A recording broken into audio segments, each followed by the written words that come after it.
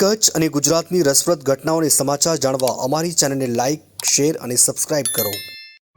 કચ્છ જિલ્લામાં વરસાણાથી ભુજ વચ્ચેના નવા બનેલા હાઈવે પર અચાનક ટોલ વસૂલાત શરૂ કરવામાં આવી છે, જેના કારણે વાહન ચાલકો, ટ્રાન્સપોર્ટર્સ અને સ્થાનિક લોકોમાં તીવ્ર આક્રોશ વ્યાપી ગયો છે। આ રોડ પર 2 ટોલ નાકા આવેલા છે અને તેની ગુણવત્તા અત્યંત નબળી હોવા છતાં માત્ર એક દિવસ અગાઉ સ્થાનિક અખબારમાં જાહેરાત કરીને તરત જ ટોલ શરૂ કરી દેવામાં આવ્યો છે।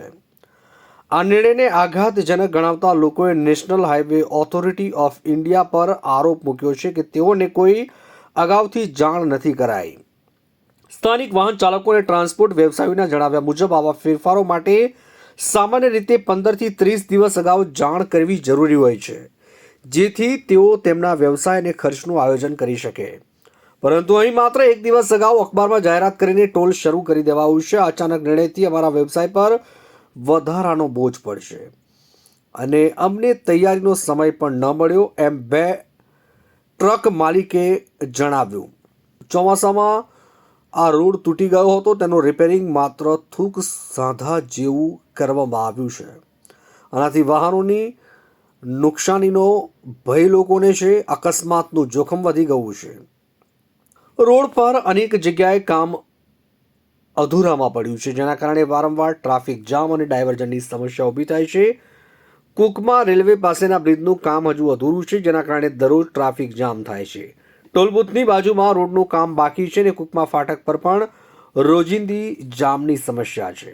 વેલ્સપન કંપની પાસેના બ્રિજનું કામ પણ અધૂરું રહી ગયું છે, જેના કારણે વાહન ચાલકોને વધુ તકલીફ પડી રહી છે। કચ્છ જિલ્લામાં દેશમાં સૌથી વધુ ટોલ નાકા આવેલા છે। અહીં દરરોજનું ટોલ કનેક્શન 5 કરોડથી વધુ છે, જે વાર્ષિક 2000 કરોડ રૂપિયા જેટલું થાય છે। આમ છતાં national highway authority of India દ્વારા રોડની જાળવણી અને સુવિધામાં કોઈ ધ્યાન આપવામાં આવતું નથી।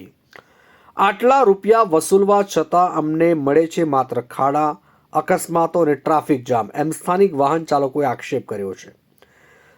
તેઓનું કહેવું છે કે નેશનલ હાઈવે ઓથોરિટી ઓફ ઇન્ડિયાની જવાબદારી છે કે રોડ પર કોઈ તકલીફ ન થાય, પરંતુ વાસ્તવિકતા તેનાથી વિરુદ્ધ છે। આ મુદ્દે નેશનલ હાઈવે ઓથોરિટી ઓફ ઇન્ડિયાના અધિકારીઓ પાસેથી કોઈ તાત્કાલિક પ્રતિસાદ નથી મળ્યો, પરંતુ સ્થાનિક વાહન ચાલકો અને વ્યવસાયીઓ આ નિર્ણય સામે વિરોધ કરવાની તૈયારી બતાવી છે। શિવજી આહિર, કચ્છ જિલ્લા ડમ્પર એસોસિએશન પ્રમુખ। અમારી માંગ એવી છે કે જ્યાં સુધી રસ્તો સારો ન બને, આ રસ્તો કેવો છે કે એક વખત બન્યો, ગયા વર્ષે હજી કાંઈ કોઈ મંજૂરી નહોતી અને રસ્તો આખો 80% તૂટી ગયો હતો, અને આજે પણ એવું જ છે કે ડાયવર્ઝન ઘણી બધી જગ્યાએ કામ ચાલુ છે, અને આ ડમ્પર ત્યાંથી દરરોજ 700 થી 800 મીઠા માટે જાય છે, ખાવડા હાજીપીરથી ભરી અને એક્સપોર્ટ માટે જાય છે। એના કારણ કે આ બે જે ટોલ છે એ એક બાજુના 400 રૂપિયા ટોલ લાગે છે। એના માટે થઈને અમે એવું કહેવા માંગીએ છીએ, પહેલા રોડ આખો કમ્પ્લીટ કરો અને પછી તમે ટોલ વસૂલો। કચ્છના બધા એસોસિએશનના મેમ્બરો હાજર હતા। Ji Rajesh Sanga, Shri Ratnal truck owner welfare foundation, Kutch जिला ट्रक एंड एसोसिएशन। જે વિષય આજનો એવો હતો કે ભાઈ વરસાણાથી ભુજ જે 4 લાઇનનો હમણાં જે કામ પૂર્ણ મતલબ થયો નથી, અને આ લોકોએ નેશનલ હાઈવે ઓથોરિટી દ્વારા કમ્પ્લેટ લેટર આપી અને આજથી એનો ટોલ નાકો શરૂ કરી દેવામાં આવ્યો છે, જેનો અમે આજે વિરોધ અને અહીંયા કલેક્ટર સાહેબને આવેદનપત્ર કે ભાઈ જ્યાં સુધી કામ સંપૂર્ણપણે પૂર્ણ ન થાય ત્યાં સુધી ટોલને વસૂલવામાં આવે નહીં।